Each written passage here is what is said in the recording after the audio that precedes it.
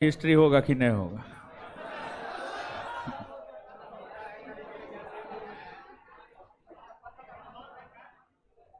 Math होगा कि history होगा, यही ना? हाँ, बढ़िया है।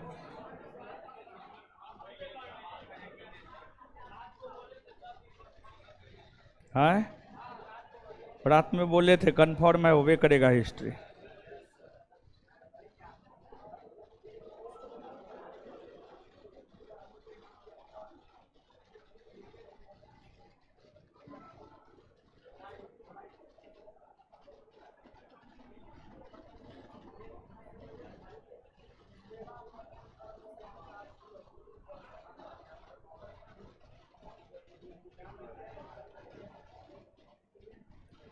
चलिए आ जाइए।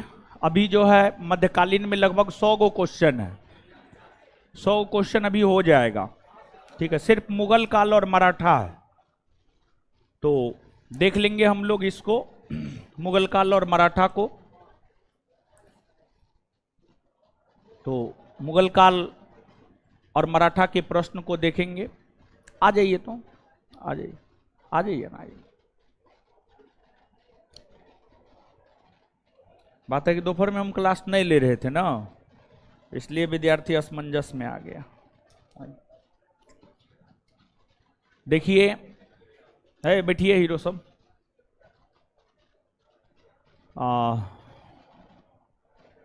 इंद्रेश हैं और प्रतीक जी हैं, दोनों फिजिकल करवाते हैं।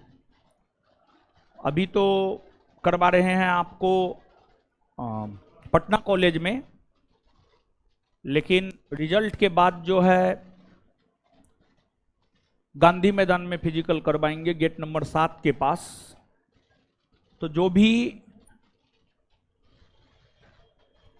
लोग परीक्षा देने जा रहे हैं, अब तो सर पे परीक्षा है, तो परीक्षा से पहले अब तो फिजिकल नहीं ही करना है, क्योंकि परीक्षा पास कीजिएगा तभी जो है आपको फिजिकल के लिए अनुमति मिलेगा, नहीं तो फिजिकल के लिए आपको अनुमति नहीं मिलेगा। तो परीक्षा पास करना जो है आपके लिए जरूरी है, परीक्षा पास करना जरूरी है। तो अभी जब तक परीक्षा है तब तक आप परीक्षा दीजिए, और परीक्षा देने के बाद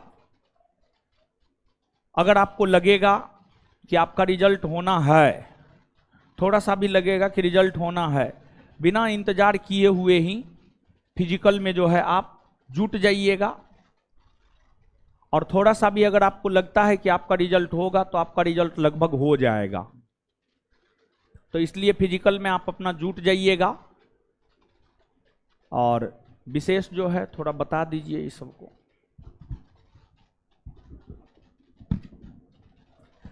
सभी को जय हिंद। मेरा नाम इंद्रेश हुआ। अभी हम फिलहाल पटना कॉलेज में फिजिकल करवा रहे हैं। लगभग 1717 जो दरोगा का वैकेंसी आया था, उस टाइम से हम फिजिकल में मतलब इससे जुड़े हुए हैं। और जो पिछले बार जो 2213 पोस्ट का दरोगा का वैकेंसी आया था, वो ज्ञान बिंदु जो भी सर हम पे विश्वास करके लगभग सारे बच्चों को हम मेरे पास भेजे थे। तो लगभग रिजल्ट हम अपनी तरफ से तो बोले कि लगभग रिजल्ट अच्छा हुआ था, क्योंकि समय बिल्कुल कम दिया था। तो 2213 पोस्ट का जो दरोगा का वैकेंसी आया था, उसका सारा लगभग 150 बच्चा सर का लगभग मेरे पास आया था। तो उसमें से लगभग 126 बच्चा फिजिकल क्लियर किया था 150 में, और लगभग 81 लोगों का उसमें फाइनल सिलेक्शन हुआ था यहाँ मतलब मेरे पास से लगभग दरोगा में। तो अगर सर इस बार भी विश्वास करके अगर आप लोग को मेरे पास भेज रहे हैं, तो आप लोग विश्वास करके आइए। एक बार विश्वास फिर से कीजिए, सर जैसे एक बार विश्वास फिर से कर रहे हैं वैसे विश्वास करके आप भी एक बार आइए। और हम मतलब 100% तो गारंटी नहीं होगा, लेकिन अपने तरफ से 100% कोशिश बिल्कुल करेंगे कि मतलब आपका फिजिकल क्लियर हो। फिजिकल क्लियर होना, देखिए बिहार पुलिस में फिजिकल क्लियर होना कोई बहुत बड़ा बात नहीं है। 6 मिनट में दौड़ लेना, 5 मिनट में दौड़ लेना, वो ज़्यादा ये नहीं है। मेन है मेरिट में आना, क्योंकि जितना अच्छा कीजिएगा आप मेरिट में आइएगा। तो फिर मेरिट में आने के लिए अच्छा स्कोर करना पड़ेगा। गर्ल्स के लिए मेन मायने रखता है गोला, क्योंकि गर्ल्स लगभग दौड़ सबका सेम होता है, हाई जंप सबका सेम हो जाता है, लेकिन गोला में लड़कियां नंबर कम लेती है। और लड़कों के लिए मायने रखता है हाई जंप, क्योंकि लड़का लगभग सबका 25 नंबर गोला में आ जाता है, और रनिंग एवरेज 30-20 यही रहता है, लेकिन हाई जंप मेन मायने रखता है। तो बिल्कुल आप मेरे पास हाई जंप के लिए मतलब ये बोलेंगे कि हाई जंप के लिए तो मेरे पास आश्वस्त रहिए कि हाई जंप मेरा कम होगा ज़्यादा होगा। हाई जंप के लिए तो मेरे पास 100% गारंटी है कि हाई जंप कम से कम 4 तो जरूर कर लीजिएगा। 17 नंबर हाई जंप में कम से कम तो कीजिएगा ही। और अच्छा शरीर है तो आप मतलब अच्छा कर लेते हैं तो और अच्छा कीजिएगा। तो बिल्कुल आप यही बोलेंगे कि जैसे जैसे अगर आप हमसे जुड़ना चाहते हैं तो एक मेरा यूट्यूब चैनल है, ज्ञान बिंदु फिजिकल एकेडमी करके यूट्यूब चैनल बना हुआ है, तो आप वहाँ जाके अपना नंबर वहाँ से ले सकते हैं। और ऐसे अभी फिलहाल बैच पटना कॉलेज में चलता है, सुबह 5:30 में, शाम को 5 बजे से। पटना कॉलेज में, ये अशोक राजपथ में पटना कॉलेज है, देखे होंगे, तो वहाँ पटना कॉलेज में चल रहा है। अगर आप मतलब जुड़ना चाहते हैं, फिलहाल एग्जाम दे के आइए। फिलहाल अगर मतलब आपको यही बोलेंगे कि एग्जाम दे के बिल्कुल जुड़ जाइए, क्योंकि अब देख रहे हैं कि जितना वैकेंसी तेजी में चल रहा है, तो एग्जाम देने के बाद रिजल्ट में भी और फिजिकल होने में बिल्कुल समय नहीं लगेगा। हर एग्जाम में लगभग अब तो ऐसा हो गया कि जिस दिन रिजल्ट आता है उसी दिन फिजिकल का भी दिन घोषित कर दिया जाता है कि इस दिन से फिजिकल होगा। तो मतलब डबल मतलब एक्स्ट्रा प्रेशर हो जाता है। अगर एग्जाम दे के आ रहे हैं, अगर सर कटअप बता देंगे कि इतना मतलब आपका सही है, क्वेश्चन कैसा आता है, कटअप तो सर बता देंगे कि कितना मतलब सही होगा, तो फिजिकल में लग जाइए। उस अनुसार अगर आपका 1-2 नंबर आगे पीछे है तो आप बिल्कुल फिजिकल में लग जाइए। इससे क्या होगा कि मतलब प्रेशर दिमाग पे नहीं आता। जैसे अभी एग्जाम सामने पता चलेगा कि हमको इस डेट को एग्जाम है, तो अभी ज़्यादा प्रेशर दिमाग पे आ रहा होगा, और पता चलेगा कि मतलब कि अभी केवल करना है, बस एक टाइम बस रिलैक्स माइंड से कीजिएगा फिजिकल, तो इंजरी कम होगा और समय आपको ज़्यादा मिलेगा। तो बिल्कुल आप एग्जाम दे के आइए और बिल्कुल फिजिकल में लग जाइए। एग्जाम दे के आके फिजिकल में लग जाइए, उससे होगा कि आपको इंजरी का शिकायत नहीं मिलेगा और लास्ट तक आपको मतलब फिजिकल आपका अच्छा हो जाएगा। आप नंबर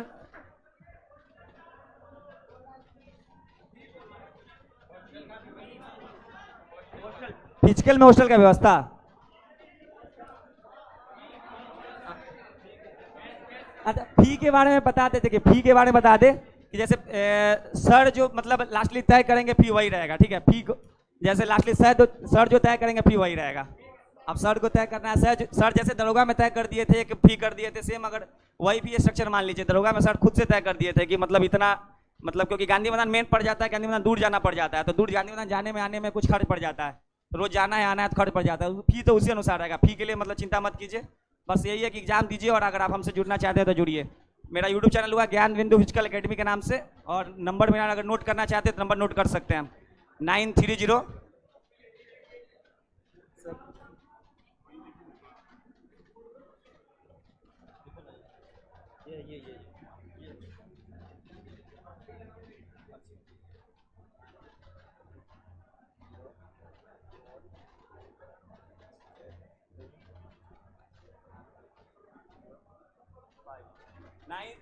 9304282905। नाम मेरा हुआ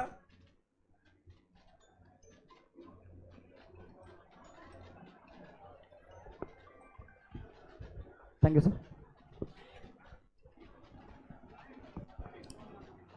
ठीक है हो गया। चलिए आ जाइए। अब हम लोग देखते हैं प्रश्नों को।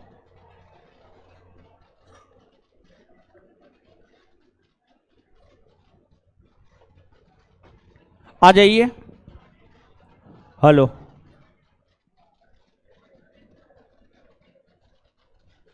आ जाइए।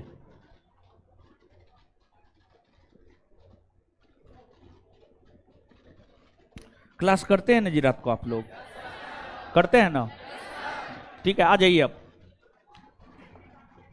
बाबर से संबंधित कथनों पर विचार कीजिए। देखिए, मुगल वंश की अगर आप बात करेंगे ना, तो जो मुगल वंश है, मुगल वंश का संस्थापक बाबर था। बाबर ने मुगल वंश को स्थापित किया। बाबर का जन्म फरवरी 1483 ईस्वी में फरगना में हुआ था। फरवरी 1483 ईस्वी में बाबर का जन्म फरगना में हुआ था। बाबर के पिता उमर शेख मिर्जा और बाबर की माता कुतलुग निगार खां थी।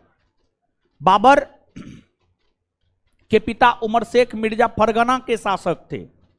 जब उमर शेख मिर्जा का निधन हुआ, तो उमर शेख मिर्जा के निधन होने के बाद फरगना का शासक बना था बाबर, और बाबर मात्र 11 वर्ष की अवस्था में 1494 ईस्वी में फरगना का शासक बना था। बाबर शुरुआती वर्षों में अपने पिता की उपाधि मिर्जा की उपाधि धारण किया करता था, लेकिन बाद के वर्षों में जाकर बाबर ने बादशाह की उपाधि धारण की, और बाबर ने 1507 ईस्वी में बादशाह की उपाधि धारण की, और बाबर ने 1526 ईस्वी में भारत पर आक्रमण किया और उस समय भारत के शासक इब्राहिम लोदी के साथ 20-21 अप्रैल 1526 को पानीपत के मैदान में लड़ा, जिस युद्ध को इतिहास में पानीपत का प्रथम युद्ध कहा जाता है। और उस पानीपत के युद्ध के जरिए ही बाबर ने भारत में मुगल सत्ता को स्थापित किया। भारत में मुगल सत्ता को स्थापित किया। जो पानीपत का प्रथम युद्ध है, पानीपत का प्रथम युद्ध 20-21 अप्रैल 1526 को बाबर और इब्राहिम लोदी के बीच हुआ था। इस युद्ध से दिल्ली सल्तनत के शासन का अंत हुआ और मुगल वंश के शासन की स्थापना हुई। और उस युद्ध में बाबर ने, पानीपत के प्रथम युद्ध में बाबर ने तुलगमा युद्ध पद्धति का प्रयोग किया था और बाबर तोपखाने का भी प्रयोग किया था, बाबर बंदूकों का भी प्रयोग किया था। बाबर के जो तोपखाने के प्रमुख हुआ करते थे, जो बंदूक के प्रमुख हुआ करते थे, उस्ताद अली हो गए, समझ गए, ये सब हुआ करते थे। तो इसमें आइएगा, देखिएगा, बाबर से संबंधित कथनों पर विचार कीजिए। इसका जन्म 1483 में फरगना में हुआ था। पिता उमर शेख फरगना के शासक थे। हाँ, इसके पिता उमर शेख फरगना के शासक थे और इनका जन्म 1483 में हुआ है, सही बात है। यह 11 वर्ष की अवस्था में 8 जून 1494 को फरगना की गद्दी पर बैठा। हाँ, सही बात है। बाबर ने 1507 में बादशाह की उपाधि धारण किया। हाँ, सही बात है। पानीपत के युद्ध में इसने तुलगमा युद्ध पद्धति युद्ध पद्धति का प्रयोग किया। हाँ, सही बात है। उस्ताद अली और मुस्तफा बाबर के 2 प्रसिद्ध निशानेबाज थे। हाँ, सही बात है। ये भी आंसर हो जाएगा। उपरोक्त में सभी कथन सत्य है। उपरोक्त में सभी कथन सत्य है। नीचे से एक लाइन लिखिएगा। 21 अप्रैल 1526 को 21 अप्रैल 1526 को 21 अप्रैल 1526 को बाबर और इब्राहिम लोदी के बीच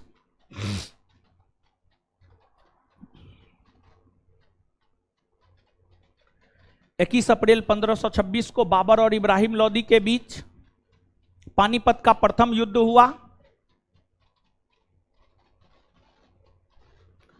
21 अप्रैल 1526 को बाबर और इब्राहिम लोदी के बीच पानीपत का प्रथम युद्ध हुआ। इस युद्ध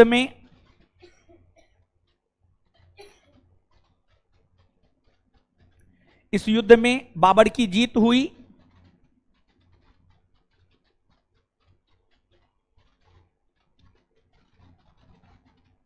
बाबर की जीत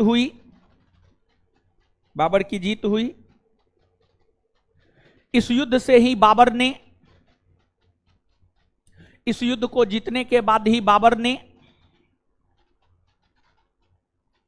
इस युद्ध को जीतने के बाद ही बाबर ने, इस युद्ध को जीतने के बाद ही बाबर ने भारत में, इस युद्ध को जीतने के बाद ही बाबर ने भारत में, इस युद्ध को जीतने के बाद ही बाबर ने भारत में मुगल सत्ता, भारत में मुगल सत्ता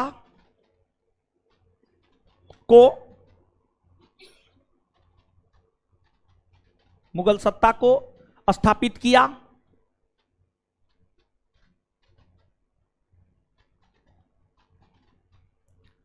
नेक्स्ट पॉइंट, और देखिए ध्यान दीजिएगा, जो इब्राहिम लोदी था, लोदी वंश का शासक था, दिल्ली सल्तनत का शासक था और वो अंतिम शासक था। और इब्राहिम लोदी दिल्ली सल्तनत का एकमात्र शासक हुआ जो युद्ध भूमि में मारा गया था, जो युद्ध भूमि में मारा गया था। और पानीपत के प्रथम युद्ध के दौरान ही इब्राहिम लोदी युद्ध भूमि में मारा गया था। तो नीचे से लिखिएगा, दिल्ली सल्तनत का एकमात्र सुल्तान इब्राहिम लोदी हुआ। दिल्ली सल्तनत का एकमात्र सुल्तान इब्राहिम लोदी हुआ।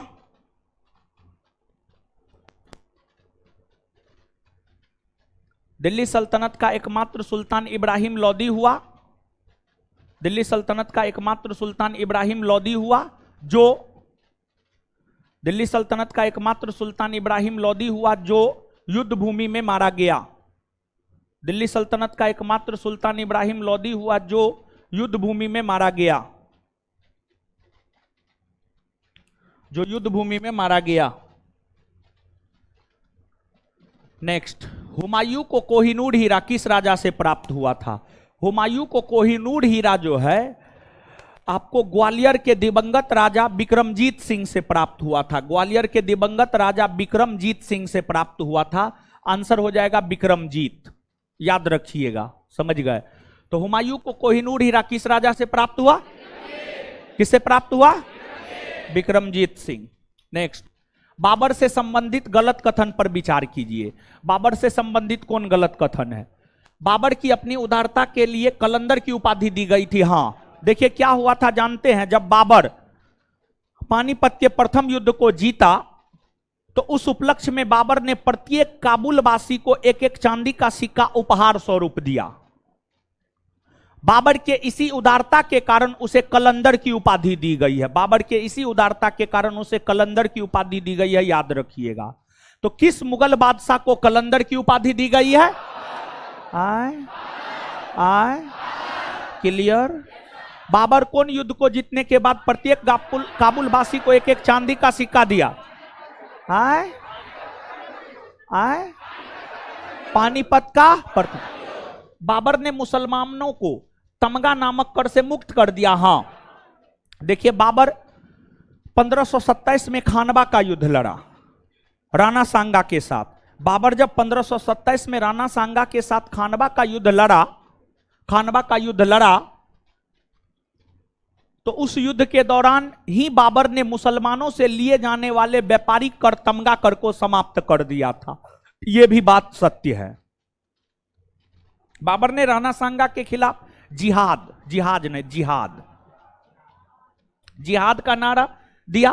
खानवा विजय के पश्चात गाजी की उपाधि धारण किया था। हाँ, देखिए बाबर जब 1527 में खानवा के युद्ध में राणा सांगा के साथ हारने लगा था तो फिर उन्होंने जिहाद का नारा दिया, और जब जिहाद का नारा दिया तो भारतीय मुसलमान बाबर का साथ दिए और अंत खानवा के युद्ध में बाबर की जीत हो गई। और इस युद्ध को जीतने के बाद बाबर ने जो है आपको गाजी की उपाधि धारण की थी, याद रखिएगा। तो खानवा का युद्ध 1527 में बाबर और राणा सांगा के बीच हुआ। खानवा का युद्ध कब हुआ है? 1500। खानवा का युद्ध कब हुआ है? खानवा का युद्ध कब हुआ है? 1527। और खानवा का युद्ध 1527 में बाबर और राणा सांगा के बीच हुआ। किसके बीच? किसके बीच? और इस युद्ध के दौरान ही बाबर ने जिहाद का नारा दिया। इस युद्ध के दौरान ही बाबर ने कौन सा नारा दिया? किस युद्ध के दौरान बाबर ने जिहाद का नारा दिया? किस युद्ध के दौरान बाबर ने जिहाद का नारा दिया? कौन युद्ध? और जो है इसके बाद आगे बताइएगा, बाबर ने किस युद्ध को जीतने के बाद गाजी की उपाधि धारण की? खानवा का। बाबर ने किस युद्ध को जीतने के बाद गाजी की उपाधि धारण? सब सही है ना है जी? गलत कोई है? आंसर हो जाएगा उपर्युक्त में से कोई नहीं। उपर्युक्त में से कोई नहीं।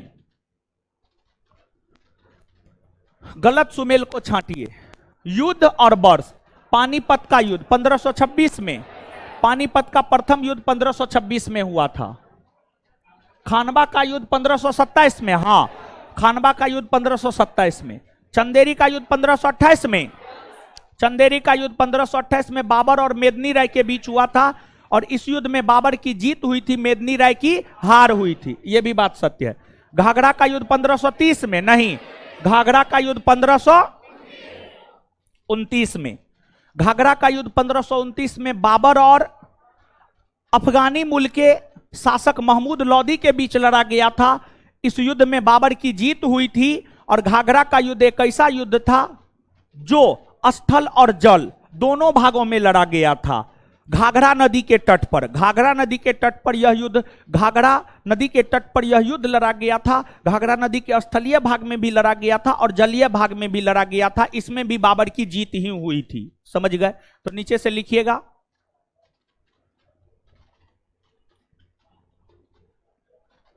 घाघरा का युद्ध बाबर और अफगानी मूल के शासक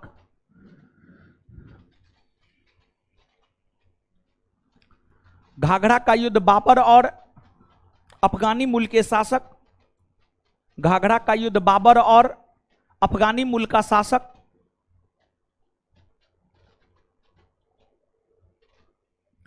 घाघरा का युद्ध बाबर और इस्लामी मूल के शासक, अफगानी मूल के शासक, अफगानी मूल के शासक। घाघरा का युद्ध बाबर और अफगानी मूल के शासक, घाघरा का युद्ध बाबर और अफगानी मूल के शासक, अफगानी मूल के शासक, अफगानी मूल के शासक, घाघरा का युद्ध बाबर और अफगानी मूल के शासक, अफगानी मूल के शासक महमूद लोदी के बीच लड़ा गया था।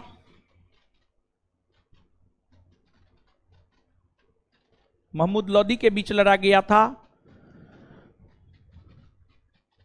यह युद्ध 1529 ईस्वी में हुआ था।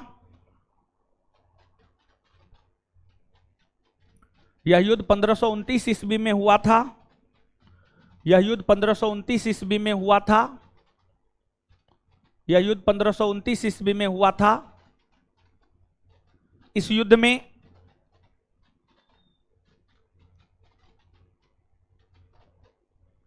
इस युद्ध में बाबर की जीत हुई थी।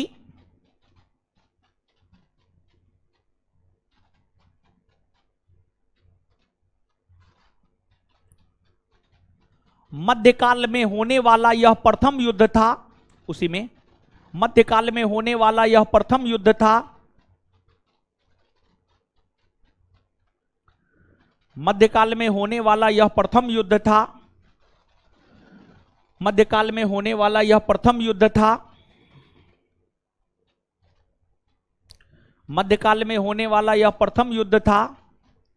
मध्यकाल में होने वाला यह प्रथम युद्ध था जो जल और स्थल दोनों भागों में लड़ा गया था। मध्यकाल में होने वाला यह प्रथम युद्ध था जो जल और स्थल दोनों भागों में लड़ा गया था।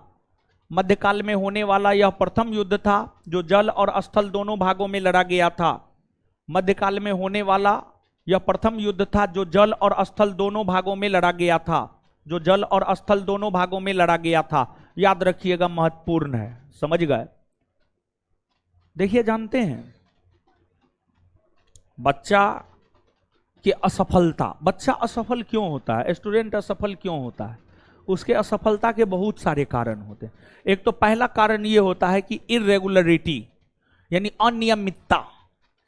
वो डेली क्लास नहीं करेगा, वो एज इट इज जैसे मन होगा वैसे करेगा, जब मन होगा तब करेगा, नहीं मन होगा नहीं करेगा। समझ गए? तो इस सब वजह से भी बच्चा असफल होता है। और दूसरी बात, शुरू से लेकर अंतिम क्लास तक 50 से 60% ही बच्चा करता है। 40-50% बच्चा तो गायब हो जाता है बीचे में। समझ गए? तो गायब नहीं होना चाहिए। समझ गए? ये सब बच्चा की असफलता का कारण होता है।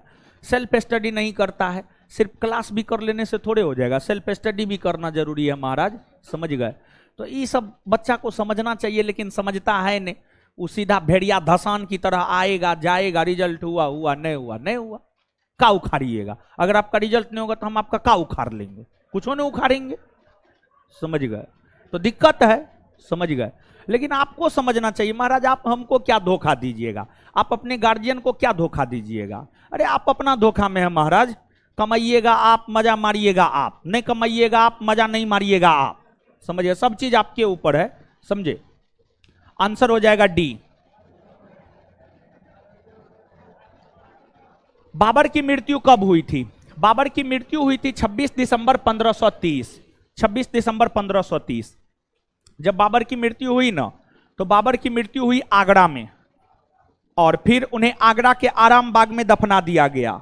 लेकिन जब बाबर की वसीयतनामा पढ़ी गई, तो बाबर ने अपनी वसीयतनामा में यह लिखा था कि हमें काबुल में दफनाया जाए, और तत्पश्चात जाकर बाबुल को काबुल में दफना दिया गया। और अगर बाबर के मकबरा के विषय में पूछा जाए कि बाबर का मकबरा कहाँ है, तो आप निश्चित तौर पर याद रखिएगा, बाबर का मकबरा है काबुल में। बाबर का मकबरा है काबुल में। ऐसे उन्हें दफनाया गया था सबसे पहले आगरा के आराम बाग में, लेकिन बाद में उसके मकबरा को खोद कर, जो है उसके कब्र को खोद कर काबुल ले जाया गया। समझ गए? तो उसका मकबरा काबुल में है। शुरुआती वर्षों में उसे दफनाया गया था आगरा के आराम बाग में। एक बार फिर से सुनिएगा, बाबर का जब निधन हुआ, बाबर का निधन 26 दिसंबर 1530 को हुआ। उन्हें आगरा के आराम बाग में दफना दिया गया। उन्हें कहां दफना दिया गया? आगरा के आराम बाग। आगरा के आराम बाग में दफना दिया गया, समझ गए। लेकिन जब उसकी वसीयतनामा पढ़ी गई जिसमें उन्होंने अपना इच्छा जाहिर किया था, उसमें बाबर ने यह इच्छा जाहिर किया था कि उसे काबुल में दफना दिया जाए। तत्पश्चात उसके कब्र को खोदकर काबुल ले जाया गया। अगर आपसे पूछा जाएगा बाबर का मकबरा कहाँ है तो कहिएगा काबुल में। नीचे से एक पॉइंट लिखिएगा, बाबर का मकबरा काबुल में है। बाबर का मकबरा काबुल में है, लिखिएगा बाबर का मकबरा काबुल में है।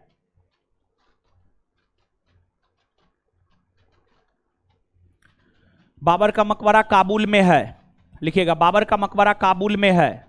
बाबर का मकबरा काबुल में है।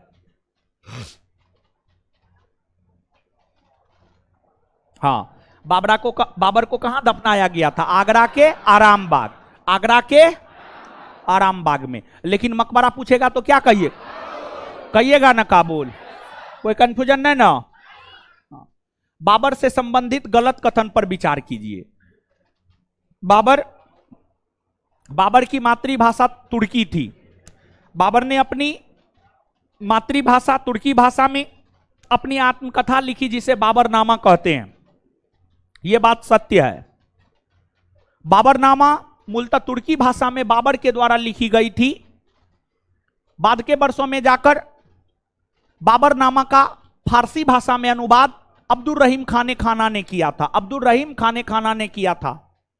बाबर की लिखने में भी रुचि थी। बाबर को मुबैयान पद शैली का जन्मदाता माना जाता है। मुबैयान एक शैली है जिस शैली के तहत लिखा जाता है। बाबर को मुबैयान पद शैली का जन्मदाता माना जाता है। यह बात सत्य है। तो इसमें जो है बाबर की मातृभाषा तुर्की थी। इसने अपनी आत्मकथा बाबरनामा की रचना तुर्की में की थी। हां, यह बात सत्य है। अब्दुल रहीम खाने खाना ने इसको अरबी और फारसी में परिवर्तित किया नहीं, सिर्फ फारसी भाषा में परिवर्तित किया। सिर्फ फारसी में, अरबी और फारसी में नहीं बल्कि सिर्फ फारसी में परिवर्तित किया। इसका अनुवाद फारसी भाषा में किया और अब्दुल रहीम खाने खाना ने अकबर के समय बाबरनामा का फारसी भाषा में अनुवाद किया था, ना कि अरबी भाषा में। गलत है ये। बाबर को मुबैयान पद शैली का जन्मदाता माना जाता। हाँ, एक प्रकार के लेखन कला की शैली है मुबैयान, इसका जन्मदाता बाबर को माना जाता है। यह बात सत्य है। तो कौन सा गलत है? B number. B number answer हो सकता है। डिफरेंस जो हम बता रहे हैं वही सही है। समझ गए, अपना दिमाग नहीं लगाना है। आगे, हुमायूं से संबंधित कथन पर विचार कीजिए। हुमायूं 29 दिसंबर 1530 को आगरा में 23 वर्ष की अवस्था में सिंहासन पर बैठा था। हाँ, सही बात है। गद्दी पर बैठते समय वह बदखसा का सूबेदार था। हाँ, यह भी सही बात है। 1533 ईस्वी में हुमायूं ने दिनपना नामक एक नवीन नगर की स्थापना किया। हाँ, यह भी सही बात है। 26 जून 1539 को शेर खां और हुमायूं के बीच चौसा का युद्ध हुआ। सही बात है, लेकिन यहां पर 25 जून कर लीजिए। बिलग्राम या कन्नौज का युद्ध 17 मई 1540 को हुआ था। हां, यह भी सही बात है। 26 के जगह 25 जून कर लीजिए, 18 मई के जगह 17 जून कर लीजिए। अब यह सही हो गया। 17 मई, वही तो बोले हैं। 17 जून बोल दी ना, 17 मई। 17 मई ई कर लीजिए, एक एक घटा लीजिए। 26 जून के जगह 25 जून और 18 मई के जगह 17 मई। समझ गए।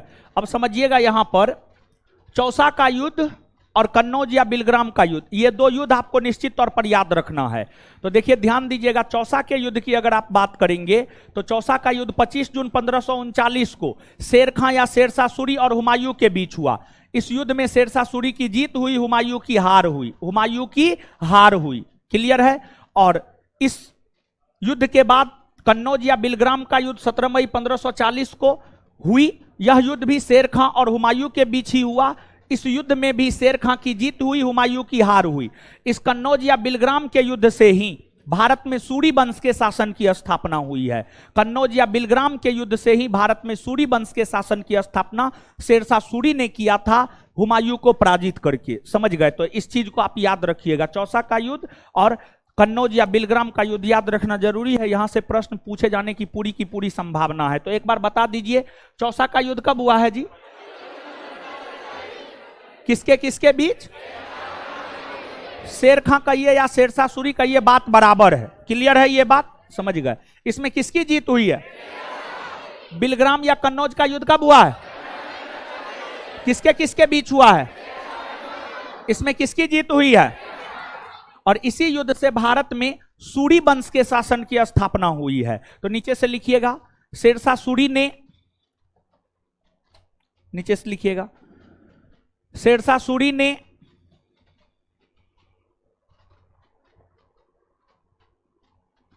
शेरशाह सूरी ने कन्नौज या बिलग्राम के युद्ध को जीतने के बाद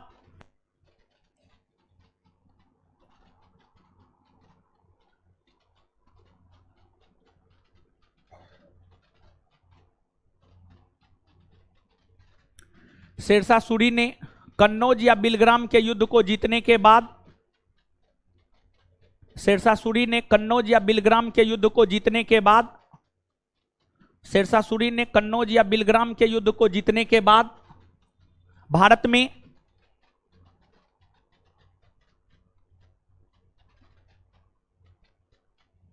भारत में भारत में भारत में सूरी वंश के शासन को स्थापित किया। भारत में सूरी वंश के शासन को स्थापित किया। भारत में सूरी वंश के शासन को स्थापित किया।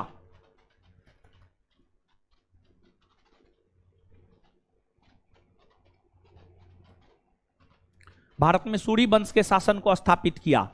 आंसर हो जाएगा उपरोक्त में सभी कथन सत्य है। नेक्स्ट, हुमायूं के युद्ध, गलत सुमेल का चयन कीजिए। हुमायूं के युद्ध और वर्ष, हुमायूं ने देवड़ा का युद्ध 1531 में लड़ा, हाँ सही बात है। चौसा का युद्ध 1538, नहीं। चौसा का युद्ध 1539। बिलग्राम का युद्ध 1540, सही बात है। सरहिंद का युद्ध 1553, नहीं। सरहिंद का युद्ध लड़ा था 1555 में, 1555 में। तो इसमें गलत है बी और डी। तो एक नया ऑप्शन बना लीजिए और उसमें लिखिए बी और डी, समझ गए। बी और डी दोनों गलत है, बी और डी दोनों गलत है।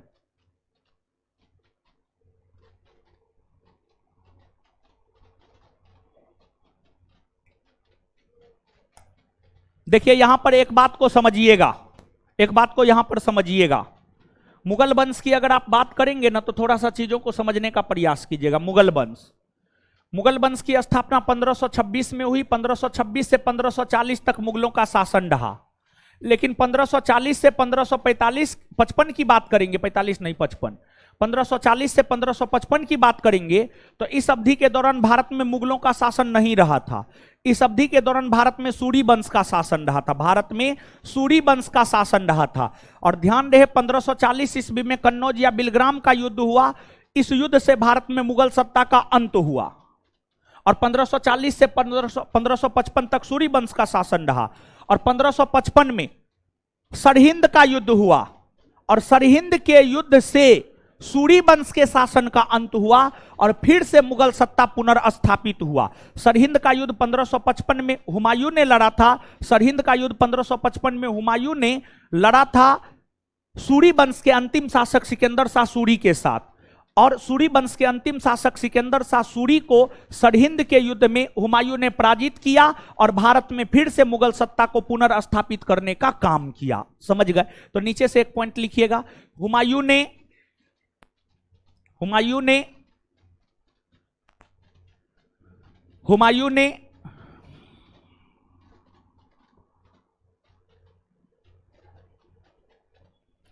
हुमायूं ने 1555 ईस्वी में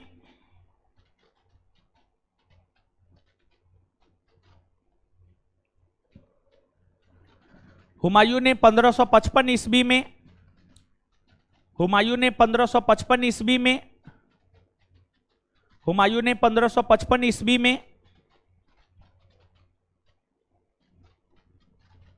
हुमायूं ने 1555 ईस्वी में हुमायूं ने 1555 ईस्वी में 1555 ईस्वी में, अरे रुकिए ना, काहे हक बकाते हैं। हुमायूं ने 1555 ईस्वी में सूरी वंश के अंतिम शासक सूरी वंश के अंतिम शासक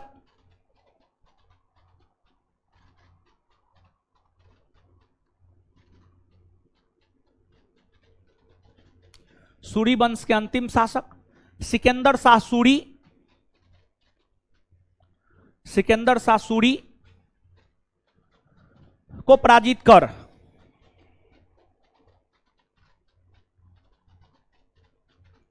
सिकंदर शाह सूरी को पराजित कर सिकंदर शाह सूरी को पराजित कर, सिकंदर शाह सूरी को पराजित कर, सिकंदर शाह सूरी को पराजित कर, पराजित कर। मुगल सत्ता को पुनर्स्थापित किया। एक मिनट, सिकंदर शाह सूरी को पराजित कर, सरहिंद के युद्ध के हुमायूं ने 1555 ईस्वी में सूरी वंश के अंतिम शासक सिकंदर शाह सूरी को पराजित कर सरहिंद के युद्ध में, पराजित कर सरहिंद के युद्ध में जीत हासिल की, सरहिंद के युद्ध में जीत हासिल की, सरहिंद के युद्ध में जीत हासिल की।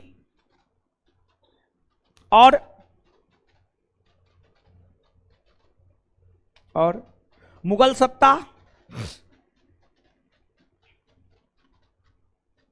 को पुनर्स्थापित किया, और मुगल सत्ता को पुनर्स्थापित किया, और मुगल सत्ता को पुनर्स्थापित किया, और मुगल सत्ता को पुनर्स्थापित किया। सेम क्वेश्चन है, हुमायूं द्वारा लड़े गए युद्धों में कौन सा गलत है? देवरा 1531 सही है, चौसा 1539 सही है, बिलग्राम 1540 सही है, सरहिंद 1536 नहीं बल्कि 1555, 1555 यही गलत है। आंसर यही होगा, डी होगा। हुमायूं नामा की रचना किसने किया? देखिए, जो हुमायूं नामा है इससे हमें हुमायूं के विषय में विस्तार पूर्वक जानकारी प्राप्त होती है, और हुमायूं नामा की रचना की है गुलबदन बेगम ने।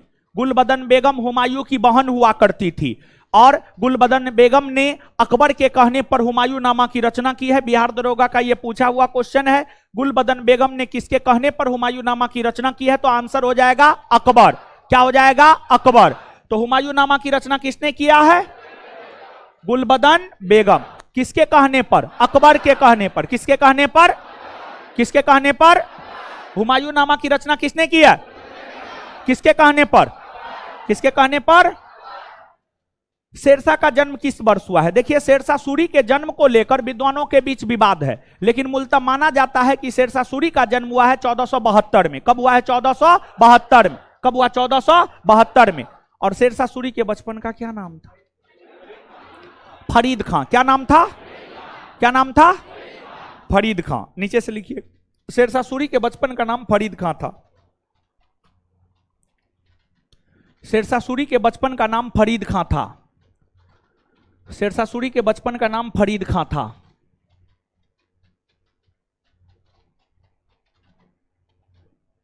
शेरशाह सूरी के बचपन का नाम फरीद खां था।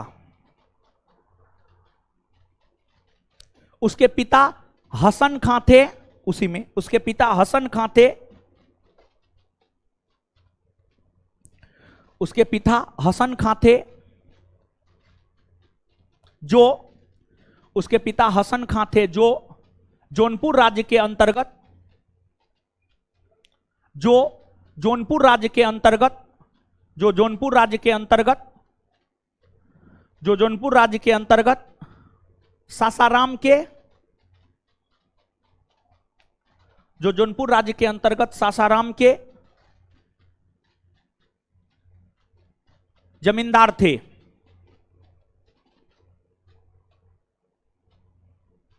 सासाराम के जमींदार थे। आगे आ जाइए। शेरशाह की मृत्यु किस आग्नेयास्त्र के कारण हुआ? देखिए, ध्यान दीजिएगा, शेरशाह सूरी ने सूरी वंश को स्थापित किया। सूरी वंश का संस्थापक शेरशाह सूरी था। जानते हैं ना ये बात? सूरी वंश का संस्थापक कौन था?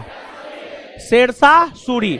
और शेरशाह सूरी का शासनकाल रहा है 1540 से 1545। 1540 से 1545, मात्र 5 वर्ष का शासन रहा है। और शेरशाह सूरी 1545 ईस्वी में कालिंजर का अभियान किया। कालिंजर एमपी में पड़ता है। कालिंजर के शासक कीरत सिंह हुआ करते थे। कीरत सिंह के यहां जो है ना एगो नाचने गाने वाली थी, जो कीरत सिंह के दरबार में रहने वाले लोगों का मनोरंजन किया करती थी। शेरशाह सूरी ने कालिंजर के शासक कीरत सिंह को कहा कि आपके यहां जो नाचने गाने वाली है, जो आपके दरबार के लोगों का मनोरंजन करती है, उसे आप हमारे दरबार में भेज दीजिए। लेकिन कीरत सिंह ने उस नाचने गाने वाली को शेरशाह सूरी के दरबार में भेजने से इनकार कर दिया। इसलिए शेरशाह सूरी ने उस नाचने गाने वाली को प्राप्त करने के लिए कालिंजर के किला पर अभियान किया, जो कि शेरशाह सूरी का अंतिम सेना अभियान माना जाता है।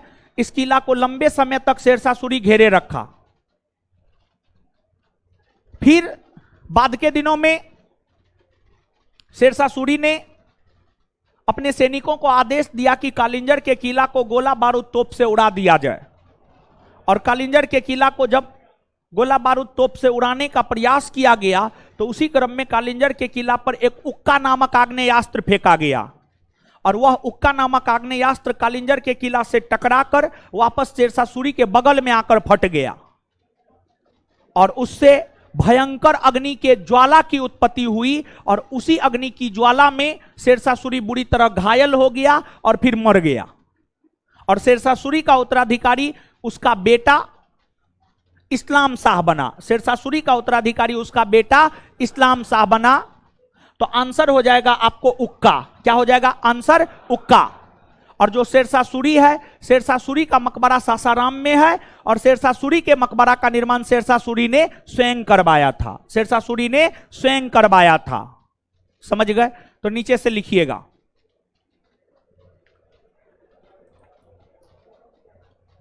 सूरी वंश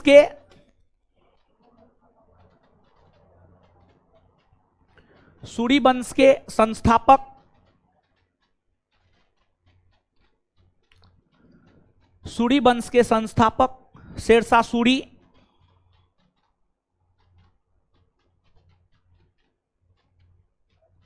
हुए।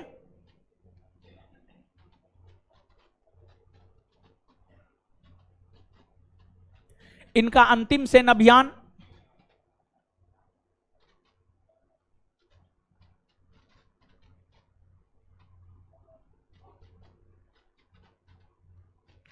कालिंजर के खिलाफ 1545 ईस्वी में हुआ।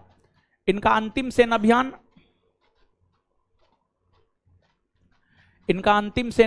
कालिंजर के खिलाफ 1545 ईस्वी में हुआ।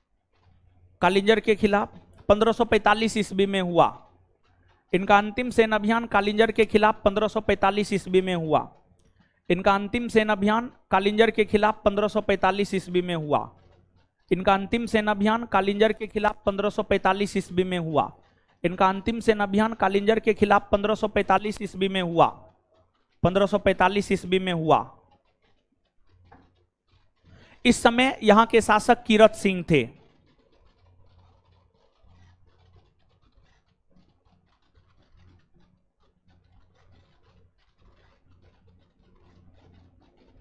नेक्स्ट पॉइंट लिखिएगा। इस समय यहां के शासक कीरत सिंह थे। इस समय यहां के शासक कीरत सिंह थे। नेक्स्ट पॉइंट लिखिएगा।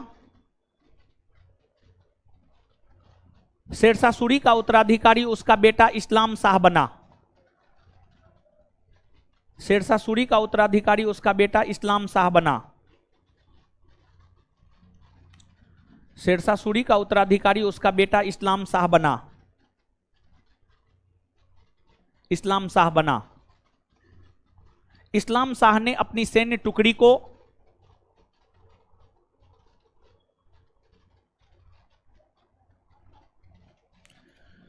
इस्लाम शाह ने अपनी सैन्य टुकड़ी को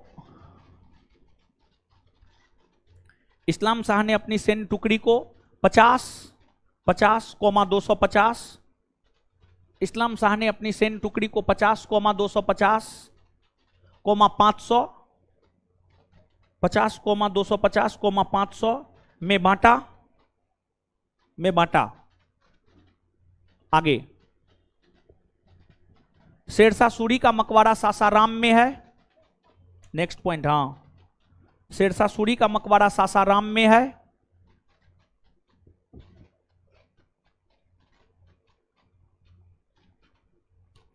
शेरशाह सूरी का मकबरा सासाराम में है। शेरशाह सूरी का मकबरा सासाराम में है। इसका निर्माण शेरशाह सूरी ने करवाया था। इसका निर्माण शेरशाह सूरी ने करवाया था।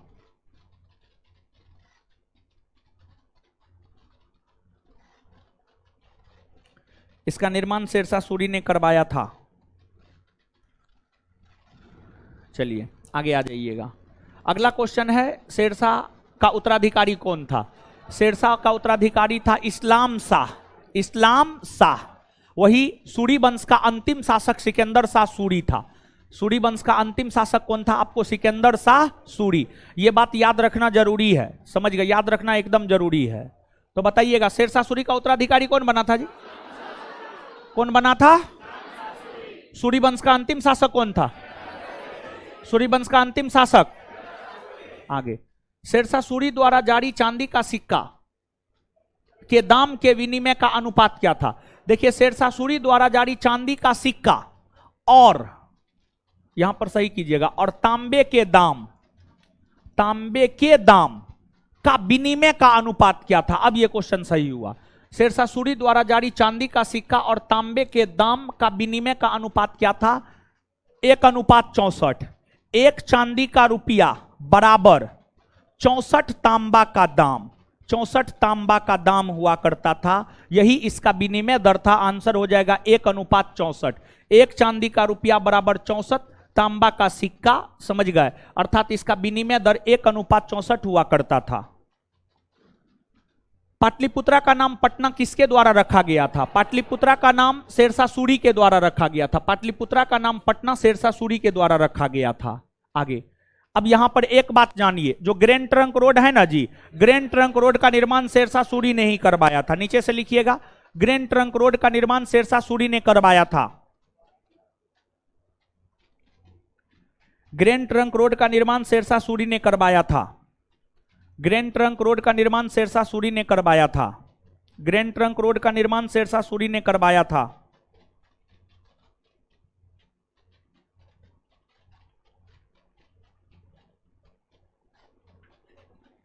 ग्रैंड ट्रंक रोड का निर्माण शेरशाह सूरी ने करवाया था। शेरशाह सूरी ने करवाया था। शेरशाह सूरी ने करवाया था। आगे, आगे लिखिएगा और देखिए, ध्यान दीजिएगा, शेरशाह सूरी को अकबर का अग्रगामी या पूर्वगामी कहा जाता है, क्योंकि शेरशाह सूरी ने जो काम किया उसी को आगे बढ़ाने का काम अकबर ने किया था। समझ गए? तो इस बात को भी याद रखिएगा। और साथ ही साथ शेरशाह सूरी की अगर आप बात करेंगे तो शेरशाह सूरी ने ही जो है आपको रोहतासगढ़ के किले का निर्माण करवाया। और शेरशाह सूरी की अगर हम बात करें तो उन्होंने पट्टा और कबूलियत प्रथा की शुरुआत की थी। पट्टा और कबूलियत प्रथा की शुरुआत शेरशाह सूरी ने ही किया था। पट्टा एक प्रकार का राजपत्र होता था जिस पर किसानों का विवरण होता था, और कबूलियत जो है किसान कबूलने का काम करता था कि हाँ, मेरा नाम फलना है, मेरे पास इतना जमीन है, इतना उपजाऊ है, इतना अनुपजाऊ है, इतना हम भू राजस्व देते हैं राजा को। इस सब चीज को जो किसान कबूलने का काम करता था उसी को कबूलियत प्रथा कहा जाता था। समझ गए? तो नीचे से लिखिएगा, शेरशाह सूरी को अकबर का पूर्वगामी या अग्रगामी कहा जाता है। शेरशाह सूरी को अकबर का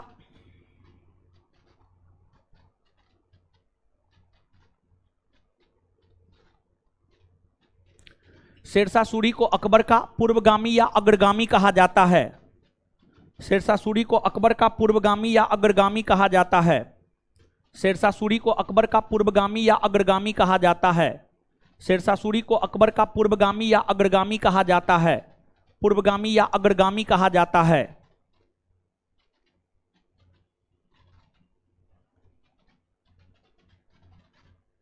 कहा जाता है। आगे, शेरशाह सूरी ने पट्टा और कबूलियत प्रथा की शुरुआत की।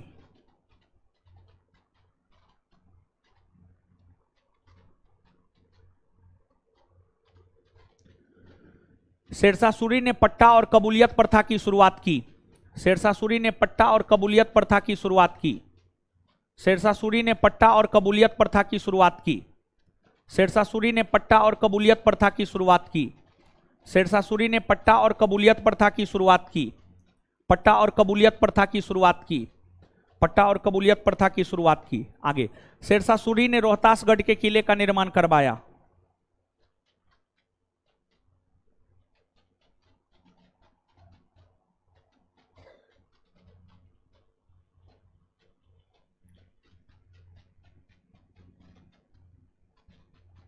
शेरशाह सूरी ने रोहतासगढ़ के किले का निर्माण करवाया। नेक्स्ट पॉइंट, शेरशाह सूरी ने किला ए कुहना मस्जिद का निर्माण करवाया। शेरशाह सूरी ने किला ए कुहना मस्जिद का निर्माण करवाया। शेरशाह सूरी ने किला ए कुहना मस्जिद का निर्माण करवाया। शेरशाह सूरी ने किला ए कुहना मस्जिद का निर्माण करवाया। शेरशाह सूरी ने किला ए कुहना मस्जिद का निर्माण करवाया। शेरशाह सूरी ने किला ए कुहना मस्जिद का निर्माण करवाया। शेरशाह सूरी ने किला ए कुहना मस्जिद का निर्माण करवाया। शेरशाह सूरी ने किला ए कुहना मस्जिद का निर्माण करवाया।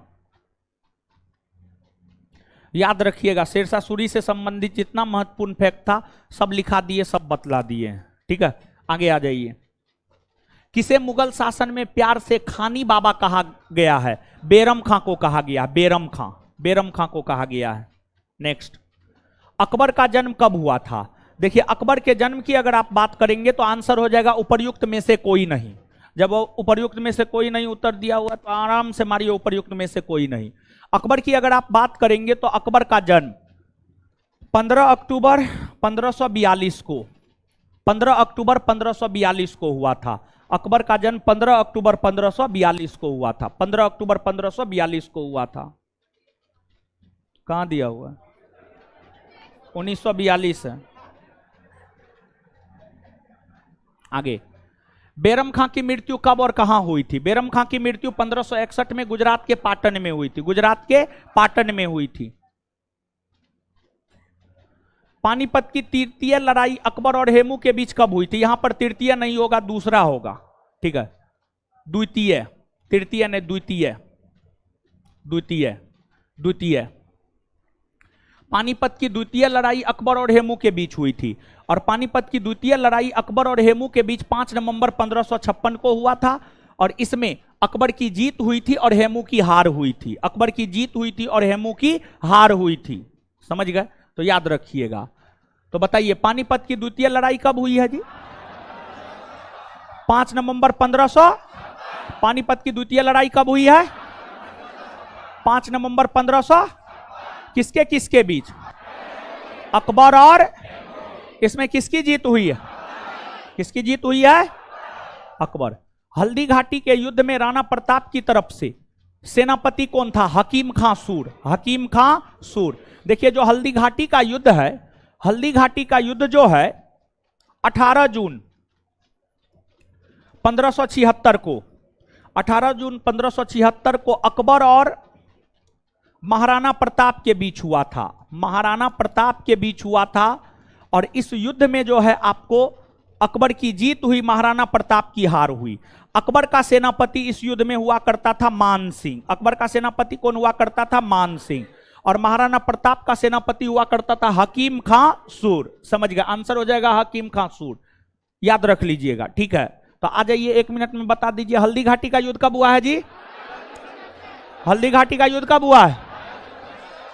किसके किसके बीच? अकबर और किसके किसके बीच हुआ है? अकबर और महाराणा प्रताप। इसमें किसकी जीत हुई है? किसकी जीत हुई है? किसकी जीत हुई है? अकबर का सेनापति कौन था? अकबर का सेनापति। महाराणा प्रताप का सेनापति हकीम खां। महाराणा प्रताप की मृत्यु कब हुई है? महाराणा प्रताप की मृत्यु हुई है 19 जनवरी 1597। 19 जनवरी 1597। और देखिए, ध्यान दीजिएगा, मेवाड़ एक ऐसा राजपूत राज था जो अकबर की अधीनता को स्वीकार नहीं किया था।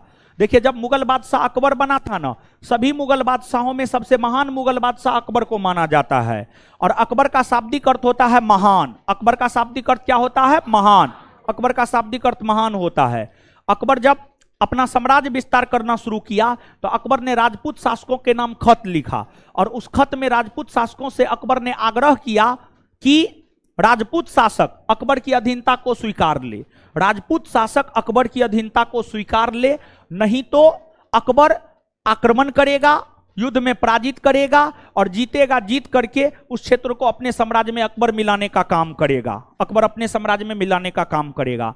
कई सारे राजपूत राज्यों ने अकबर की अधीनता को स्वीकार किया, लेकिन मेवाड़ एक ऐसा राजपूत राज्य हुआ जिसने अकबर की अधीनता को कभी भी स्वीकार नहीं किया अकबर मेवाड़ का अभियान पहली बार स्वयं अपने नेतृत्व में 1567-68 में किया था। उस समय वहां के शासक उदय सिंह हुआ करते थे। बिहार दरोगा का पूछा हुआ क्वेश्चन है, अकबर जब 1567-68 में मेवाड़ का अभियान किया था तो उस समय वहां के शासक कौन हुआ करते थे? तो आंसर हो जाएगा उदय सिंह। उसके बाद उदय सिंह को अकबर ने पराजित किया, लेकिन फिर भी उदय सिंह अकबर की अधीनता को स्वीकार नहीं किया। उदय सिंह के बाद मेवाड़ का शासक महाराणा प्रताप बना, उसने भी अकबर की अधीनता को स्वीकार नहीं किया। महाराणा प्रताप के बाद जो है मेवाड़ का शासक अमर सिंह बना, अमर सिंह ने भी अकबर की अधीनता को स्वीकार नहीं किया। अर्थात मेवाड़ एक ऐसा राजपूत राज था जो कभी भी अकबर की अधीनता को स्वीकार नहीं किया था, जो कभी भी अकबर की अधीनता को स्वीकार नहीं किया था। नीचे से एक पॉइंट लिखिएगा, मेवाड़ एक ऐसा राजपूत राज था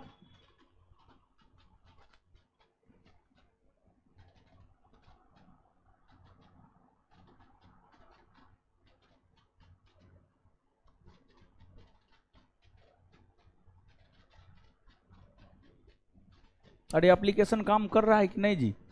है एप्लीकेशन काम कर रहा है कि ना? है?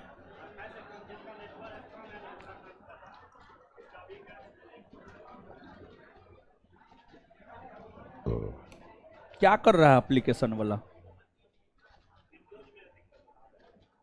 तो ठीक कब होगा? परीक्षा के बाद?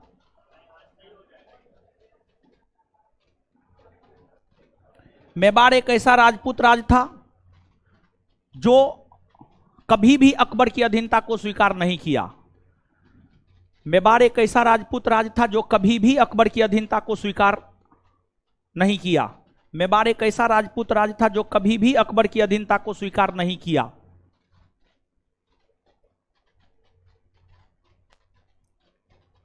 अकबर ने स्वयं 1567-68 ईस्वी में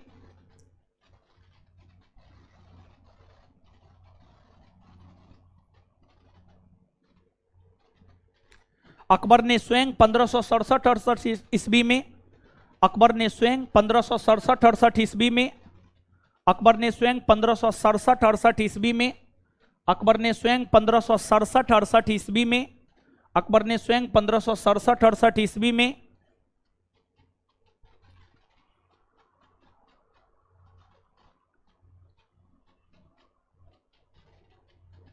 मेवाड़ का अभियान किया। मेवाड़ का अभियान किया। मेवाड़ का अभियान किया। इस समय यहां के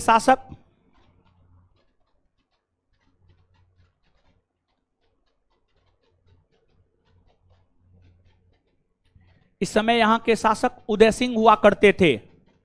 इस समय यहां के शासक उदय सिंह हुआ करते थे।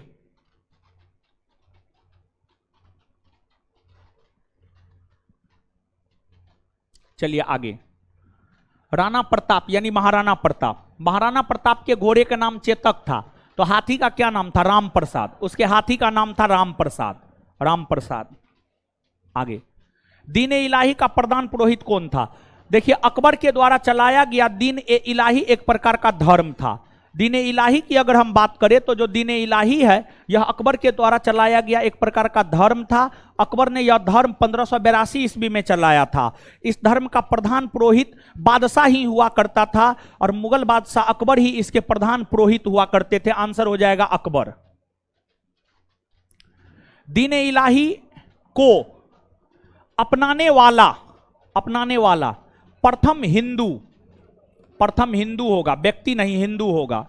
दीन ए इलाही को अपनाने वाला प्रथम हिंदू कौन था? दीन ए इलाही को अपनाने वाला प्रथम हिंदू था आपको बीरबल, और बीरबल ही एकमात्र हिंदू हुआ जो दीन ए इलाही धर्म को अपनाया था। बीरबल ही प्रथम हिंदू हुआ और बीरबल ही अंतिम हिंदू हुआ। सिर्फ एकमात्र हिंदू बीरबल हुआ जिन्होंने अकबर के द्वारा चलाए गए दीन ए इलाही धर्म को अपनाने का काम किया। समझ गए? तो याद रखिएगा आप, मुगल काल में किस मुगल बादशाह ने दीन ए इलाही नामक धर्म चलाया था? अकबर। किसने चलाया था? मुगल काल में किस मुगल बादशाह ने दीन ए इलाही नामक धर्म कौन चलाया था? अकबर चलाया था। चलिए ठीक है, सही बात है। इसके बाद आगे आप हमको बताइएगा, दीन ए इलाही धर्म को मानने वाला प्रथम और अंतिम हिंदू कौन हुआ? प्रथम और अंतिम हिंदू कौन हुआ? बीरबल के बचपन का नाम? बीरबल के बचपन का नाम था महेश दास। बीरबल के बचपन का क्या नाम था? महेश दास। और देखिए ध्यान दीजिएगा, अकबर के दरबार में रहने वाले नवरत्नों में से एक बीरबल था। बीरबल को न्याय विभाग का प्रधान अकबर ने बनाया था और साथ ही साथ बीरबल को अकबर ने कविराज की उपाधि प्रदान की थी। बीरबल को अकबर ने कविराज की उपाधि प्रदान की थी, कविराज की उपाधि प्रदान की थी। याद रखिएगा आप इस बात को, नीचे से एक पॉइंट लिखिएगा, बीरबल को अकबर ने कविराज की उपाधि प्रदान की थी।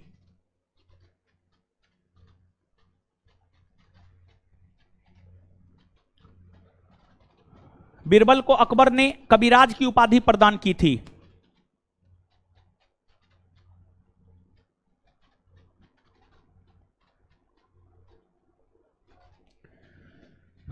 बीरबल को अकबर ने कविराज की उपाधि प्रदान की थी।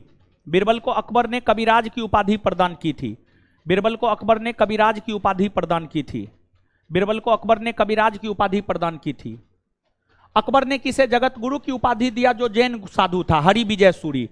अकबर ने जगत गुरु की उपाधि हरि विजय सूरी को दिया था। किसे दिया था? हरि विजय सूरी।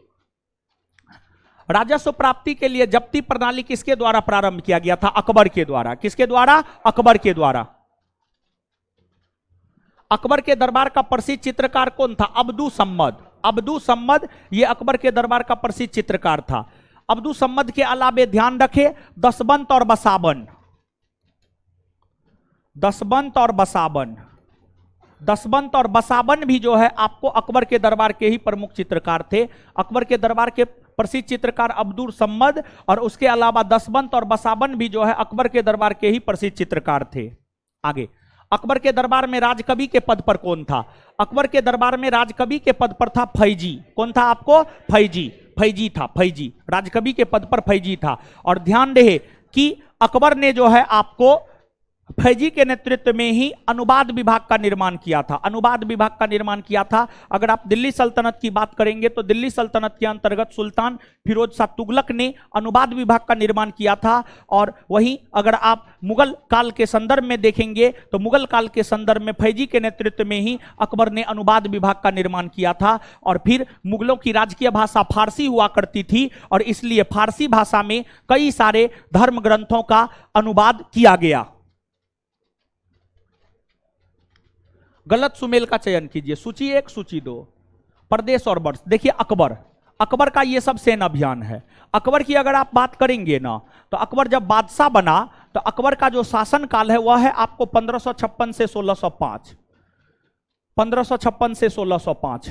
अकबर बादशाह बनने के बाद जब अपना साम्राज्य विस्तार कर रहा था उसी क्रम में अकबर ने मेरता का अभियान किया, गोंडवाना का अभियान किया, मेवाड़ का अभियान किया, गुजरात का अभियान किया। अकबर ने मेरता का अभियान 1562 में सरफुद्दीन के नेतृत्व में किया। मतलब जब मेरता अभियान पर मुगल सेना गई हुई थी तो उसके सेनापति सरफुद्दीन हुआ करते थे, यह बात सत्य है।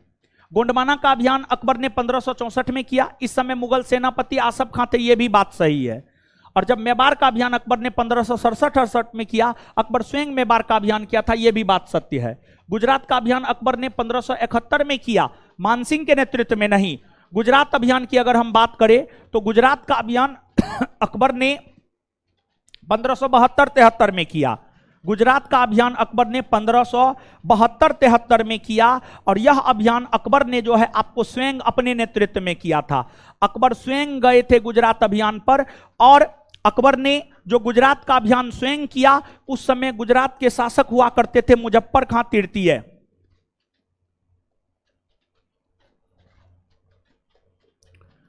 मुजफ्फर खां तृतीय जो है आपको गुजरात के शासक हुआ करते थे। मुजफ्फर खां तृतीय की अगर हम बात करें तो मुजफ्फर खां तृतीय जो है आपको गुजरात का शासक हुआ करता था, समझ गए।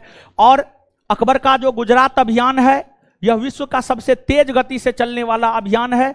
इतिहासकार V.A. स्मिथ ने अकबर के गुजरात अभियान को विश्व का सबसे तेज गति से चलने वाला अभियान बतलाया है। और गुजरात जीतने के उपलक्ष्य में ही अकबर ने बुलंद दरवाजा का निर्माण करवाया था। अकबर ने बुलंद दरवाजा का निर्माण करवाया था। बुलंद दरवाजा फतेहपुर सीकरी में है। फतेहपुर सीकरी में बुलंद दरवाजा का निर्माण अकबर ने गुजरात विजय के उपलक्ष्य में ही किया था।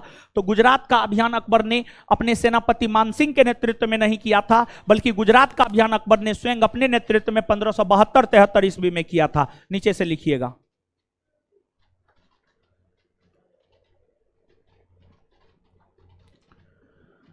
अकबर ने स्वयं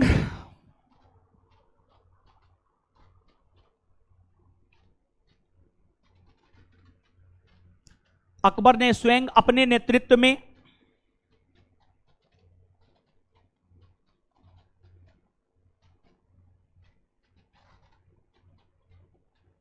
अकबर ने स्वयं अपने नेतृत्व में अकबर ने स्वयं अपने नेतृत्व में अकबर ने स्वयं अपने नेतृत्व में गुजरात का अभियान किया।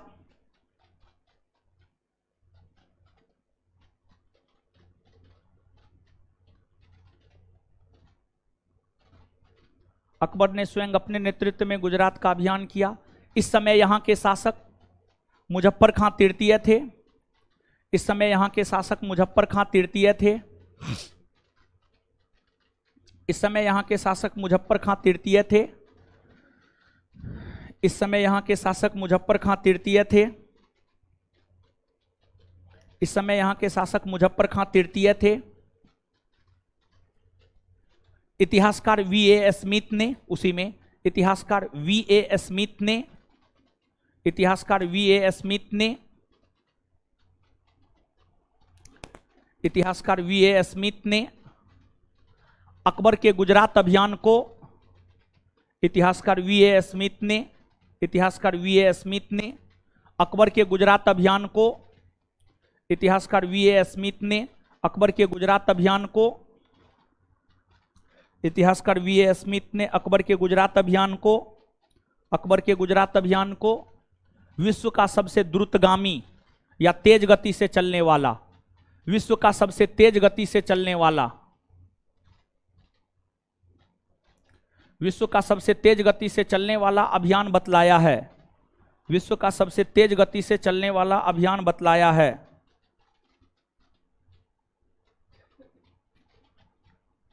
विश्व का सबसे तेज गति से चलने वाला अभियान बतलाया है। विश्व का सबसे तेज गति से चलने वाला अभियान बतलाया है। विश्व का सबसे तेज गति से चलने वाला अभियान बतलाया है। चलने वाला अभियान बतलाया है। Full stop. इस विजय के उपलक्ष्य में ही अकबर ने फतेहपुर सीकरी में बुलंद दरवाजा का निर्माण करवाया। इस विजय के उपलक्ष्य में ही अकबर ने इस विजय के उपलक्ष्य में ही अकबर ने इस विजय के उपलक्ष्य में ही अकबर ने इस विजय के उपलक्ष्य में ही अकबर ने इस विजय के उपलक्ष्य में ही अकबर ने इस विजय के उपलक्ष्य में ही अकबर ने इस विजय के उपलक्ष्य में ही अकबर ने इस विजय के उपलक्ष्य में ही अकबर ने इस विजय के उपलक्ष्य में ही अकबर ने फतेहपुर सीकरी में बुलंद दरवाजा का निर्माण करवाया। फतेहपुर सीकरी में बुलंद दरवाजा का निर्माण करवाया। फतेहपुर सीकरी में बुलंद दरवाजा का निर्माण करवाया। फतेहपुर सीकरी में बुलंद दरवाजा का निर्माण करवाया।